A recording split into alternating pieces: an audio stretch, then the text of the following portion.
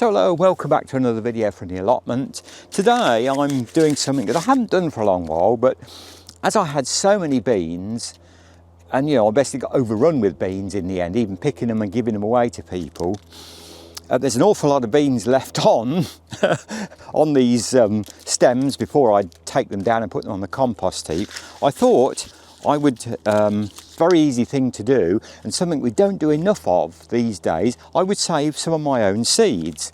And there's a lovely example of one there, and that one. And runner beans are very, very easy to save.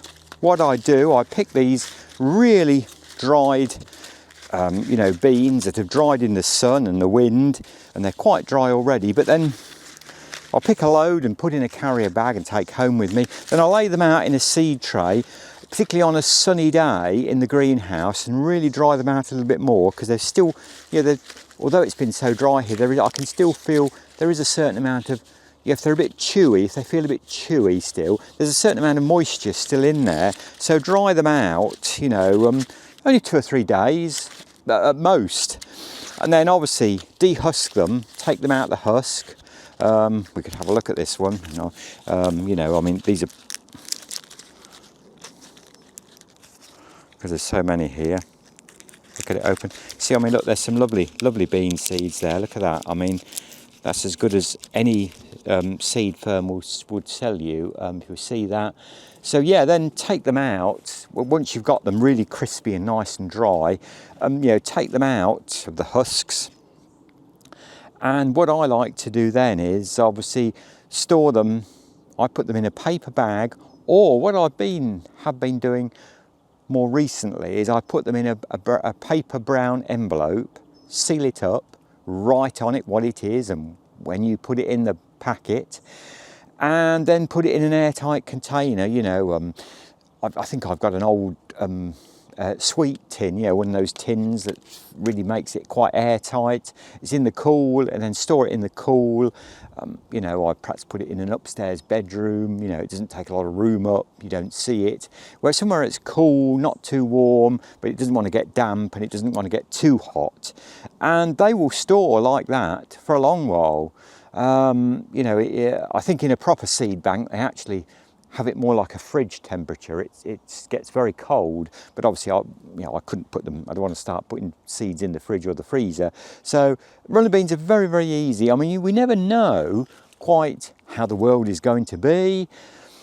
I don't want to be a doom and gloom merchant, but if things went very seriously wrong and there was no internet, we had no power, there'd be no shops that, or if the money system broke down somehow, we wouldn't be able to buy things online, we wouldn't be able to go to shops and buy things, you'd still got your garden and you'd still trying desperately then obviously to grow your own food, but you might not have any seed. So I always do, I buy some seed when they sell it off cheap. A lot of the seed people, sell seeds off cheap this time of year, and I try and buy some seeds and keep in a bit of a seed bank in my tin, so that I've always got some seeds. And it's brilliant if you can save your own seed as well, because they would last a couple of years. They'll certainly be good for next year.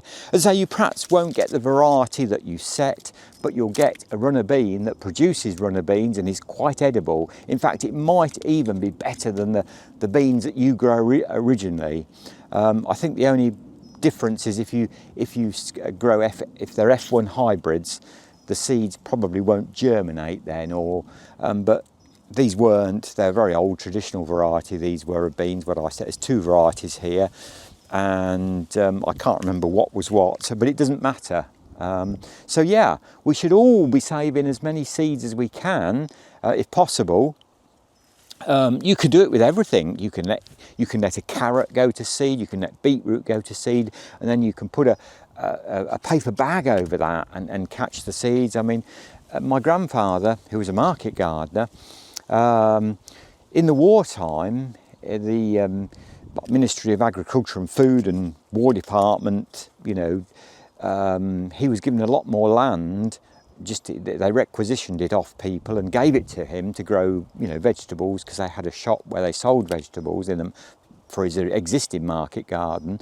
But he was also told to grow a lot of flowers, not necessarily just for the sake of growing flowers, but the War Department was so worried that people weren't growing flowers, and the big seed companies, I'm throwing that one on the thing, the big seed companies, you know, weren't doing this, and there was a possibility that these plants could die out if we didn't have the seed and somebody kept growing them. So he used to grow the seed and then set it next year and grow it again, and he did that right throughout the war on a very small piece of ground, but it meant that, you know, those seeds, and I think a certain amount of his seeds were sent off and put into a national seed bank.